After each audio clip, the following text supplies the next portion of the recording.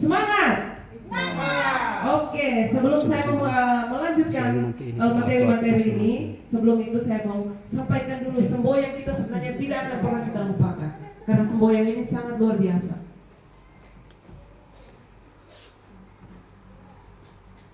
Yang pertama, slogan Semansa. Itu kita semua harus tahu betul apa slogan kita. Slogan Semansa itu apa? Sulamu sada, sulamu bersih, sulamu baca, sulamu sada. Ayo semua dong, ayo sekali lagi. Slogan Semansa. Sulamu sada, sulamu bersih, sulamu baca, sulamu cerdas. Luar biasa. Tepuk tangan dulu untuk slogan. Ini proyek sangat luar biasa. Slogan ini luar biasa. Kemudian yang kedua adalah demi bangsa kami mengabdi, demi NTT kami berbakti, demi pendidikan kami bersaksi, dan demi Sulamu kami berani. Luar biasa. Tapi sebelum itu kita semua berdiri dulu. Mungkin kita menyanyi dulu lagu kita yang berjudul apa teman-teman? Profil Pancasila. Kita bergoyang-goyang, berlenggok-lenggok dulu ya teman-teman.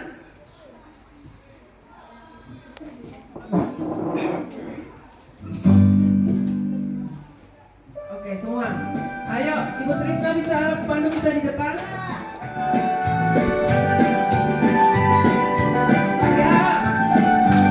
Belajar Pancasila, beriman dan bertakwa pada Tuhan yang Esa dan berakhlak mulia, berkebinekaan global, gotong royong mandiri, kreatif dan bernalar kritis. Belajar Pancasila, beriman dan bertakwa pada Tuhan yang Esa dan berakhlak mulia, berkebinekaan global, gotong royong mandiri, kreatif dan bernalar kritis.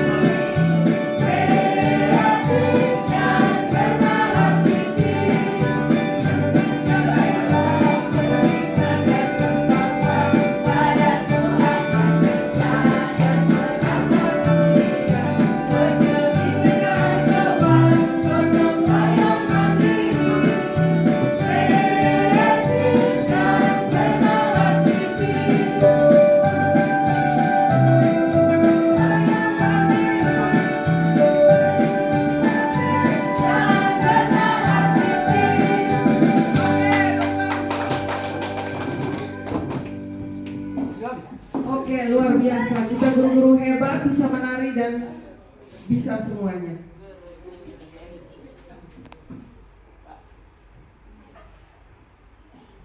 Oke, konsep inti budaya positif sebenarnya saya baru tahu di saat saya mengikuti calon guru tunggal. Dari kelima budaya positif ini, mulai dari perubahan paradigma, disiplin, keyakinan, posisi, kontrol seorang guru, dan segitiga restitusi. Sebenarnya dari kelima ini kita sudah pernah melakukan, cuma kita tanpa prosedur, tanpa tahu letak mulainya dari mana dan akhirnya di mana. Oke, kita lanjut.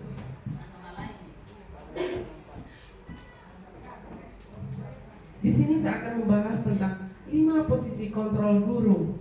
Yang pertama sebagai penghukum, pembuat merasa bersalah, teman, pemantau, dan manajer. Oke, sebagai penghukum, mungkin dari teman-teman semua ada yang tahu kita posisi kontrol guru sebagai penghukum. Mungkin Ibu Trisna? Menurut saya 5 posisi guru yang terkait penghukum itu biasanya itu guru tanpa melakukan kerjasama dengan siswa, itu tiba-tiba siswa salah apa saja langsung dihukum seenaknya tanpa memberikan arahan dulu, misalkan lu salah apa, lu salah, nggak ada ngomong kayak gitu. Jadi tiba-tiba langsung dikasih hukum aja karena kesalahan siswa. Begitu kalau penghukum menurut saya. Oke, betul sekali. Sebenarnya penghukum tadi sudah dijelaskan oleh Pak Fenty. Penghukum, tiba-tiba suatu hukuman itu kita berikan kepada siswa tanpa ada rencana. Rencana apa sih sebenarnya? Misalnya, salah satu contoh adalah saat siswa itu datang terlambat. Tiba-tiba kita bilang, oh kau berlutut. Oh, berlutut. Siswa kaget, oh kenapa saya bisa berlutut? Karena apa? Kita kurang sosialisasi tentang mengenai dari disiplin. Hukumannya akan kita berikan kalau anak itu tidak disiplin. Seperti itu ya Bapak Ibu. Nah, kemudian penghukum di sini, seorang penghukum bisa menggunakan hukum fisik maupun verbal. Hukuman fisik yang seperti yang tadi saya sampaikan, yang seperti kegiatan yang baru kita lakukan, tapi kita sudah sosialisasikan untuk fungsi dari ini untuk membuat lapangan dan lain sebagainya. Hukuman fisik ini bisa dengan cara kita memukul siswa. Nah, itu adalah hukuman fisik. Kemudian yang kedua, hukuman verbal. Orang-orang yang menjalankan posisi penghukum senantiasa mengatakan bahwa sekolah memerlukan sistem atau alat yang dapat lebih menekankan murid-murid lebih dalam lagi. Guru-guru yang menerapkan posisi penghukum adalah berkata, kamu patuhi hukum, baru kita dengan mata yang melotot, sehingga siswa itu takut. Oh ternyata kita kena hukuman. Terus kita tampelin dia, kita tendang, kita pukul berulang-ulang sampai kayu patah. Itu adalah penghukum. Jadi siswa akan takut. Menurut Bapak Ibu, kalau kita berikan hukuman seperti itu, apakah anak-anak dijerat atau tidak? Bagaimana? Menurut Bapak Ibu, apakah mereka jerah dengan itu? Apakah anak-anak dijerat atau tidak? Bagaimana? Menurut Bapak Ibu, apakah mereka jerah dengan kegiatan yang kita lakukan? Tidak, karena sistem hukuman seperti itu, hukuman lebih secara fisik. Kemudian hukuman itu sebenarnya ini, hukuman-hukuman seperti ini yang perlu kita waspadai. Kalau kita mau menerapkan hukuman seperti itu, ada forum, kemudian kita diskusi bersama-sama apakah penting. Kadang-kadang kita ya sesuaikan dengan keadaan dan kondisi sekolah kita. Jangan sampai kita lebih halus siswa begitu, kita kasar juga pasti siswa seperti itu. Tetapi menurut saya sebagai penghukum tergantung pada pembawaan diri sih, tergantung dari dalam diri. Kalau dalam diri kita mau berubah, pasti semuanya bisa. Nah, ini kata-kata yang sering kita keluarkan saat kita menghukum siswa. Yang pertama, patuhi aturan atau awas kamu. Kemudian yang kedua, kamu selalu saja salah. Kemudian ada lagi, pasti selalu yang terakhir, selesai. Guru seperti itu senantiasa percaya hanya ada satu cara yang pembelajaran bisa berhasil, yaitu dengan cara dia, ya dengan cara menghukum itu. Mungkin guru beranggapan bahwa siswa itu harus kasih keras supaya apa? Dia berubah dan dia bisa mengikuti apa yang akan saya buat. Kadang-kadang kita seperti itu ya. Kita semua pasti seperti itu ya teman-teman. Betul sekali. Apalagi dengan kondisi anak-anak kita yang seperti ini, pasti kita lebih ke situ. Tetapi menurut Ki Hajar Dewantara bahwa kita sebagai guru harus selalu menuntun. Saya membuat sebuah cerita bahwa anak kecil yang baru lahir yang belum bisa berjalan. Nah, bagaimana kita sebagai orang tua menuntun dia supaya dia bisa berjalan seperti kodrat yang sudah Tuhan berikan. Tuhan berikan kodrat bahwa dia punya kaki, 2 kaki. Nah, bagaimana kita guru untuk menuntun? Dengan cara memegang kedua tangan dan melatih dia berjalan. Sama halnya seperti siswa. Kadang-kadang siswa itu membutuhkan kasih sayang dari kita orang tua, dari kita guru. Mungkin dengan cara kita memberikan kata-kata yang halus, mungkin mereka akan berubah. Seperti itu ya teman-teman. Oke. Yang kedua, 5 posisi kontrol guru yaitu membuat merasa bersalah. Itu saya menyadari bahwa saya sering melakukan hal seperti itu. Membuat merasa bersalah. Pada posisi ini biasanya guru akan bersuara lebih lembut. Saya kadang-kadang begitu. Berbuat rasa bersalah akan menggunakan keheningan yang membuat orang lain merasa tidak nyaman. Bersalah atau rasa diri, rendah hati. Kata-kata yang selalu keluar lembut akan seperti ini. Ibu sangat kecewa sekali dengan kamu. Saya sering mengeluarkan kata-kata seperti itu. Sehingga siswa itu sudah dia minder mendekati saya karena saya bilang gini, aduh ternyata kau begini-begini ya, susah mau ya. Saya kecewa betul dengan kau tuh.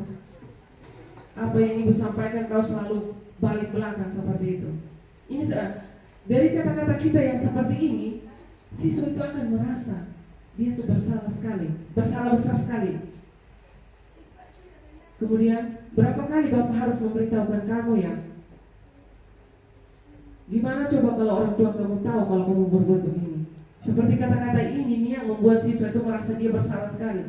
Kadang-kadang kita semua di sini mengeluarkan kata-kata seperti ini, tapi kita tidak tahu kata-kata kita ini akan membuat siswa itu merasa bersalah sekali. Apakah teman-teman pernah merasakan seperti itu? Pernah. Pasti kita semua pernah melakukan hal seperti itu. Di posisi ini, murid akan memilih penilaian diri yang buruk tentang diri mereka. Murid merasa tidak berharga dan telah mengecewakan orang-orang disayangi. Seperti di rumah juga, kalau orang tua sudah marahi kau ini susah saya saja. Itu kita sudah merasa bahwa diri kita itu memang betul-betul salah, sampai orang tua mengeluarkan kata-kata seperti itu. Sama halnya dengan kita sebagai guru, kita mengeluarkan kata-kata seperti itu, berarti sudah menjudge mereka bahwa mereka sudah sangat berbuat salah. Oke, lanjut Pak Fenty. Nah, ini kita posisi kontrol sebagai teman. Kadang-kadang kita terlalu dekat dengan siswa juga salah, jauh juga salah. Intinya pas-pasan. Sebagai teman, guru pada posisi ini tidak akan menyakiti murid, namun akan tetapi berupaya mengontrol murid melalui persuasi. Posisi teman pada guru bisa negatif ataupun positif.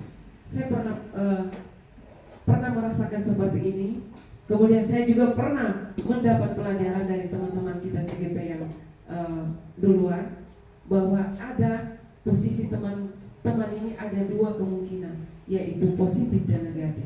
Ada nilai positifnya, ada pula nilai negatifnya. Kita terlalu akrab dengan siswa juga salah. Apa yang kita lakukan siswa akan tahu. Nanti dia akan cerita lagi keluar, oh guru ternyata seperti ini. Jadi kita harus kontrol kita sebagai guru, ya walaupun teman, tapi kita harus jaga jarak seperti itu. Kemudian teman menggunakan hubungan baik dan humor untuk mempengaruhi seseorang. Nah, untuk kata-kata guru itu mungkin mereka akan berkata, ayo bantulah demi Bapak ya. Tetapi kalau kita kata-kata seperti ini tanpa ada kesadaran dari siswa, tidak mungkin siswa akan melakukan. Dia akan tergantung kepada kita. Setiap kali kata-kata kita keluar begini, baru dia mulai melakukan terus. Tetapi semua kegiatan-kegiatan seperti ini, sebuah posisi kontrol guru ini, sebenarnya itu kembali lagi kepada diri masing-masing. Apakah siswa itu mau melakukan seperti yang kita suruh atau tidak? Oke, lanjut Pak Fenty. Nah, kebanyakan kita guru-guru di sini adalah sebagai pemantau. Kegiatan atau hukuman atau konsekuensi yang setelah kita berikan kepada siswa, kita guru hanya sebagai pemantau. Setelah kita memberi konsekuensi kepada siswa, oh kalau kamu terlambat lagi kamu seperti ini. Penghitungan catatan data yang dapat digunakan sebagai bukti atau perilaku seseorang. Posisi ini akan menggunakan stiker, slip catatan, daftar cek, posisi pemantau sendiri berawal dari teori stimulus respon yang menunjukkan tanggung jawab guru dalam mengontrol murid. Ini yang seperti yang tadi seperti sering dilakukan oleh Ibu Hutri. Dia akan membuat suatu konsekuensi. Sebenarnya ini cocok sekali buat Ibu Hutri untuk memantau siswa. Dari konsekuensi yang sudah kita buat, misalnya siswa membuat salah, setelah itu kita langsung memberi konsekuensi kepada siswa tersebut. Oh, tapi kalau kau terlambat lagi, yang ini yang akan kamu tempuh.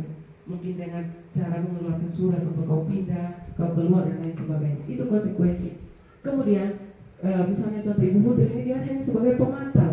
Apakah siswa itu mengulangi lagi kesalahannya itu atau tidak? Dia sebagai pemantau.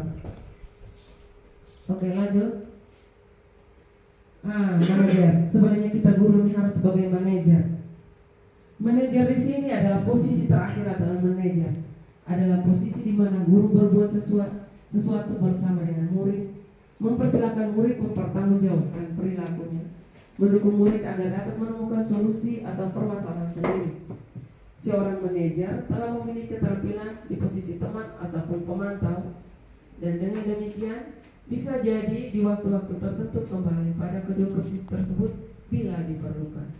Namun bila kita menginginkan murid-murid kita menjadi manusia yang merdeka, mandiri dan bertanggung jawab, maka kita perlu mengacu kepada restitusi yang dapat menjadikan murid kita seorang manajer bagi diri sendiri, di mana manajer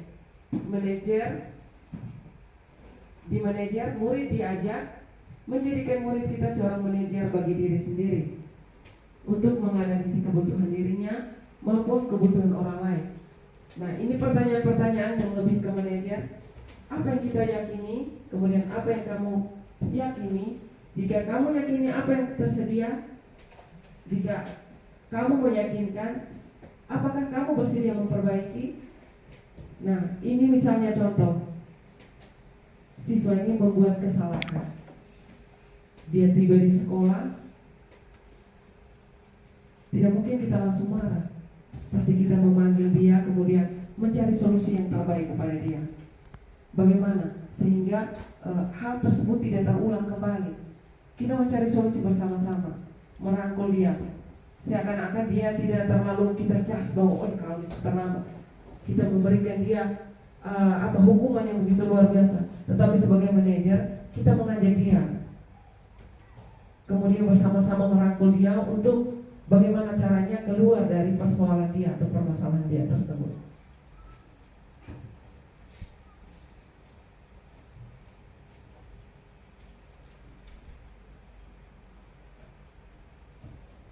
Oke, baik Bapak Ibu, ini ada pertanyaan, bukan pertanyaan sih sebenarnya, ini hanya lebih mengasah pemikiran Bapak Ibu setelah refleksi sih sebenarnya. Dan saya mau menanyakan kepada guru-guru, apakah posisi kontrol seperti ini termasuk posisi kontrol yang seperti apa? Saya kecewa sekali dengan kamu. Itu posisi kontrol kita guru sebagai apa itu? Saya kecewa sekali dengan kamu. Teman atau teman? Saya kecewa sekali dengan kamu. Tidak ada yang bisa? Ibu Rin? Teman. Hukuman. Penghukum. Penghukum, ya. Coba Pak Fethi. Saya teman. Teman. Ya, mungkin Miss Risa. Ada teman tuh.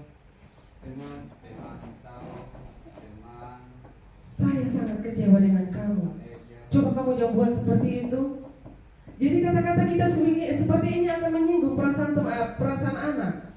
Coba ya Bapak Ibu pikir-pikir lagi. Coba kalau kata-kata seperti saya kecewa sekali dengan kamu. Pembuat Kecewa. Iya, betul sekali. Tepuk tangan dulu untuk Pak Markus. Iya, ini pembuat akan merasa bersalah. Siswa itu dia akan merasa bersalah kalau kita sudah ada pertanyaan seperti ini, atau kata-kata kita sudah keluar seperti ini. Saya kecewa sekali dengan kamu nih. Jadi siswa itu merasa dia salah. Karena kita sudah sampai mengeluarkan kata-kata seperti ini, berarti siswa sudah rasa diri, oh ternyata beta ini salah betul ya. Oke, yang kedua, kamu tidak pernah benar melakukannya. Ini posisi kontrol yang seperti apa?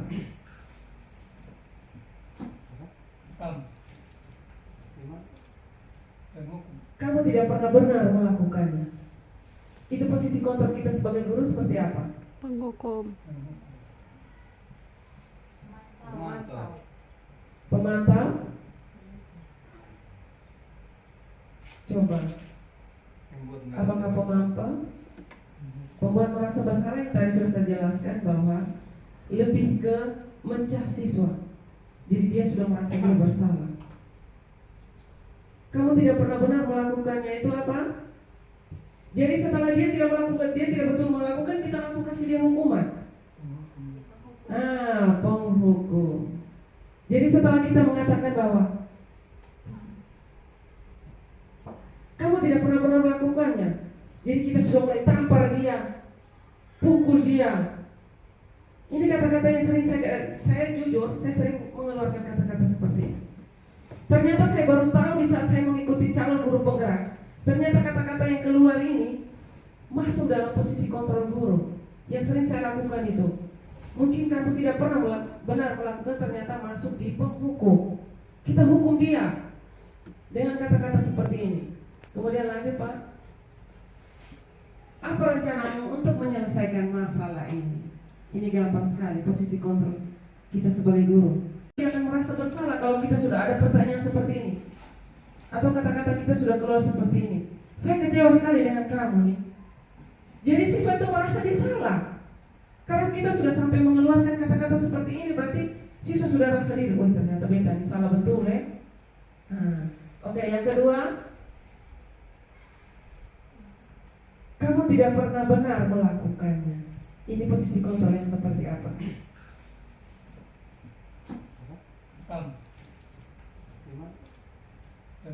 Kamu tidak pernah benar melakukannya. Itu posisi kontrol kita sebagai guru seperti apa? Penghukum. Pemantau. Coba. Apakah pemantau? Pembuat merasa bersalah yang tadi sudah saya jelaskan bahwa lebih ke mencah siswa. Jadi dia sudah merasa dia bersalah. Kamu tidak pernah benar melakukannya, itu apa? Jadi setelah dia tidak melakukan, dia tidak betul melakukan, kita langsung kasih dia hukuman. Penghukum. Jadi setelah kita mengatakan bahwa kamu tidak pernah benar melakukannya, jadi kita sudah mulai tampar dia, pukul dia. Ini kata-kata yang sering saya jujur, saya sering mengeluarkan kata-kata seperti ini. Ternyata saya baru tahu di saat saya mengikuti calon guru penggerak. Ternyata kata-kata yang keluar ini masuk dalam posisi kontrol guru. Yang sering saya lakukan itu, mungkin kamu tidak pernah benar melakukan, ternyata masuk di penghukum. Kita hukum dia dengan kata-kata seperti ini. Kemudian lanjut Pak. Apa rencanamu untuk menyelesaikan masalah ini? Ini gampang sekali, posisi kontrol kita sebagai guru. Apa rencana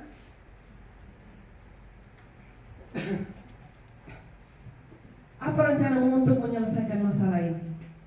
Manajer. Iya, manajer, luar biasa. Manajer. Kita merangkul dia kembali, kemudian kita menanyakan kepada si pembuat masalah tersebut. Apa rencanamu? Jadi kita menanyakan, rencana kamu ke depannya seperti apa untuk menyelesaikan persoalan atau permasalahan ini? Lanjut Pak. Ya, ayo lakukan demi Bapak Ibu. Itu pun kita semua dalam ruangan sini pernah melakukan itu. Itu kita guru sebagai apa? Kawan. Teman. Kadang-kadang saya merangkul siswa. Di saat siswa tidak mau menari, sudah mari sudah kak, demi ibu sudah kok, mari. Seperti yang baru-baru kita mau menari untuk teman guru kita yang menikah. Anak-anak tidak mau semua. Saya bilang, mari sudah kok, jangan kok, ini ketemu Pak Guru, demi ibu juga, mari so. Lanjut Pak.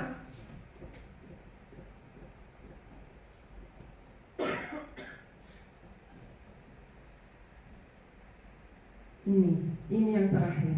Kamu tidak pernah mendapatkan nilai jika kamu tidak mengerjakan tugas.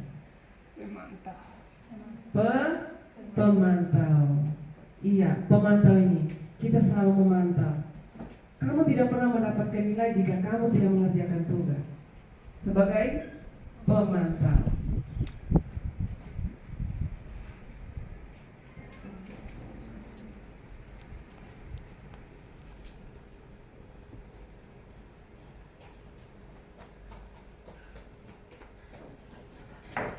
Oke, baik Bapak Ibu, mungkin penjelasan saya hanya sebagai 5 posisi kontrol guru. Dan pemateri selanjutnya adalah Pak Markus. Untuk itu Pak Markus dipersilakan untuk